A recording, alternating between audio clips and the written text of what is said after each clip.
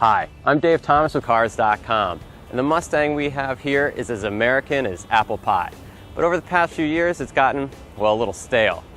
Now don't get me wrong, I love bare bones muscle cars as much as the next guy, but the 2014 hasn't improved much on the 2013, or the 2012 that came before that, or even the 2011 when this 5.0 liter V8 was introduced. Why? Because this version of the V8 only has 8 more horsepower than the one in 2011. Luckily, 412, 420 horsepower doesn't really matter what Mustang you get from the past few years, it's a blast to drive. Launching off the line, tires screeching, exhaust bellowing, that's what this car is all about, and it gets the formula down perfect. Don't expect too much out of the Mustang when you take a turn, especially in convertible form. The chassis is loose and the car bottom heavy, not a formula for carving corners.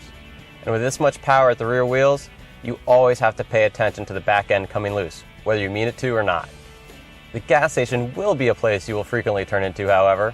The Mustang's rated at 15 miles per gallon city, 26 miles per gallon highway with this V8.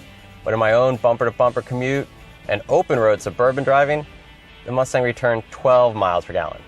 Barely. I just tested a 550 horsepower Mercedes SUV that was getting nearly 13 miles per gallon in similar driving.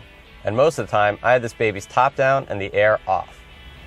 Inside, the Mustang isn't stuck in 2011, more like 2005 when this generation debuted. And while there's a lot to say about the performance of this car, it can't be said for the interior refinement or ergonomics. The black plastic feels cheap. It's everywhere. This cubby pops open at the slightest touch. When you shift, you're hitting your drink all the time. The stereo, it's ancient. How do they cram so many buttons into the steering wheel? There's nowhere to store anything out in the open. But the seats are really comfortable, and that's important for a car you'll likely take cruising with the top down. And what about the top? I'm not going to complain about a convertible muscle car with a soft top roof taking 16 seconds to put down, or the fact that you have to use manual latches to close it all the way. Even I can handle that much inconvenience for a retro ride like this. What other positives are there? The trunk is relatively big for a convertible.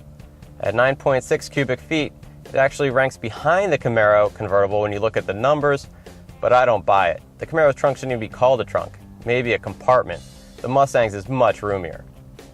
One other thing it has going for it that just can't be denied is the undying appeal of the Mustang styling. And little touches that have been added, like ponies in the puddle lamps, are a great touch. The 2014 is a mixed bag, that's for sure, especially with the new generation coming out sometime next year.